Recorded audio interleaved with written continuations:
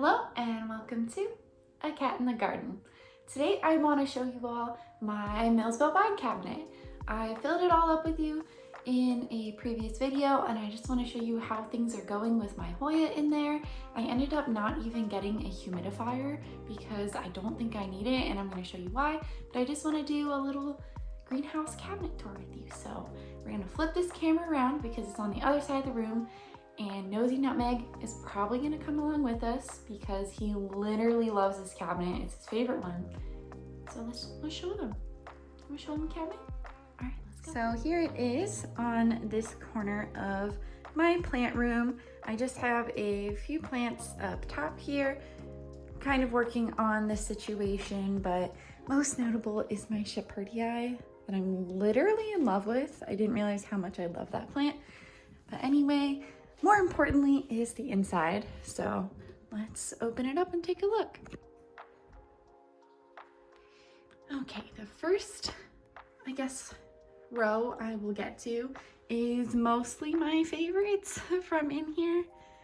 Here he is, being nosy. He literally can't resist this cabinet. But hey, don't bang the doors. It's okay. Okay, so back to the Hoyas. Up top, it's mostly gonna be my splashy and veiny Hoyas. I've tried to group them. So I have my veiny Hoyas back here. The Crassa Petiolata Splash is both veiny and splashy. So is that a mealybug? No, it's not. It's just dirt. Okay, I just repotted it, so have to check though, because if there's mealybugs in here, I'm gonna be sad. But basically all the veiny ones are back there. I do have my Hollyana, which is a variegated Hoya, but sadly, it just won't grow for me no matter what I do. So it's there.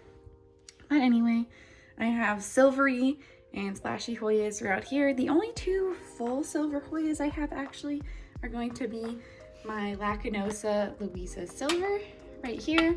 This is literally one of my favorite Hoyas. It grows so nicely. And then back here, my New Guinea Ghost. It's got a new leaf coming in right here, and it seems to be doing pretty well since I gave it a slight pot upgrade. But yeah, this is gonna be my favorites up top. I like having them on the top because it's easier for me to look at. They are super close to these lights, but they obviously seem to like it. My Dakie has started sun stressing because of it, and the rest of them have just maintained their splashiness. Even my Matilde Splash, if I can get it, there you go, under the light, it has remained super splashy. So that is pretty much the top layer. And then in the middle, this is just kind of, everything else is kind of a jumbled mess of different Hoyas. Not really any rhyme or reason to it, but I will say I have a few favorites on here. My Angleriana, which is very hard to photograph this plant, but it's so cute. I really like it. My Dr. Ibach, which desperately needs a repot. It's so big. And then my Hoya Larry here. It's got a new set of leaves coming in, which is really nice. And I did recently give it a repot. I do have one troublemaker in the back there, my Peninsularis. It cannot seem to hold on to a new leaf to save its life. So, dead leaf, but it is what it is. It's a cute plant. I hope one day I can get it to grow. Then I just have a few others over here. Some of them are actually cuttings that I'm rooting. I actually find that the Hoyas are rooting really well in here. I don't think the humidity is even that high. And then I have a rooted cutting of a Latifolia dinner plate growing its first set of new leaves, and seems to be pretty well rooted in here. This one is really nice, pretty uncommon. This is a variegated Houseplants outer variegated. If you can see that there, this new leaf has a lot of variegation, but this is just a really nice little uncommon Hoya that I don't think gets enough attention. And then my Lacanosa Snowcaps is going nuts in the back there. It's probably going to have to leave this cabinet soon. The one disadvantage I will say about this cabinet is there's not a lot of space, so I'm pretty nervous about using some of these taller cups for my plants, but it is what it is. And once they outgrow it, they can either go to my other cabinet or kind of maybe on top or on my Hoya island by the window, something like that. On the bottom here, we have a few plants obstructed by Nutmeg being nosy. Thank you, bud. Thank you. So I have a pubic calyx cutting back here that I actually took from my shop a while back, but the leaves came in this really nice dark purple here, but they've been very slowly fading out over time to this super dark green, and I'm not sure if that's because of the grow lights that they're under, but they stayed purple for quite a long time, so I'm just kind of seeing what that is like. I also have my really splashy Parasitica black margin, which I thought was kind of like a unique sport find. I have some other cuttings, like another dinner plate, a Clemensiorum that aren't really rooted yet, so I'm just working on it. Some of my tiny plants back there, though this one really isn't that tiny anymore, I guess, but they're living in pretty tiny pots.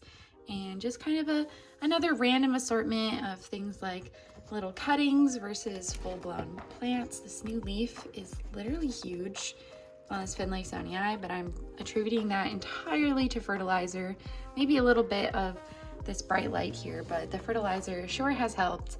And I have this really interesting leaf on my Nathalie. I feel like it's a little bit misshapen, but it is what it is. I really like the splash on it. And my regular Crassipetulata back here, which is going crazy with runners. And yeah, some of my problem children, my Cordiana black leaves is all the way back there, but for the most part, lots of new growth, lots of things going on in this cabinet. Okay, anyway, someone just knocked over a plant, but we got it cleaned up. So as I was saying, I originally was planning to get a humidifier. I was gonna put it back there where that plant is, but I first got the lights that I have on every shelf. They are on a timer for 12 hours a day. I don't really worry about it. I just kind of set it back here behind this Hoya. You just set it once and forget it, basically. So that runs daily, and I sealed it up, got all the Hoyas fertilized, and there is no shortage of new growth here. So honestly, I don't even think I'm going to put the humidifier in here. It's already really warm. I don't think it's that humid. I actually don't have the hygrometer, but I would like to get one just to monitor things. But yeah, I don't think it's necessary. There's already such an explosion of new growth, and they seem pretty happy with the heat and the light. I think those are the two most important things for the Hoyas, and they seem really happy. So I'm just gonna let them be, let them do their thing, and hopefully fill out this cabinet, because I think there's still some room left for them to grow before I kind of have to move them out of here. Okay, so that's it for us on our Hoya cabinet tour. I hope you liked it. If there is a Hoya that you saw in here that you really liked or you want to know more about, just leave us a comment down below. And if you like this video, make sure to give us a thumbs up and subscribe so you don't miss any more content from me and Nutmeg. Thank you so much for watching, and we'll catch you in the next one.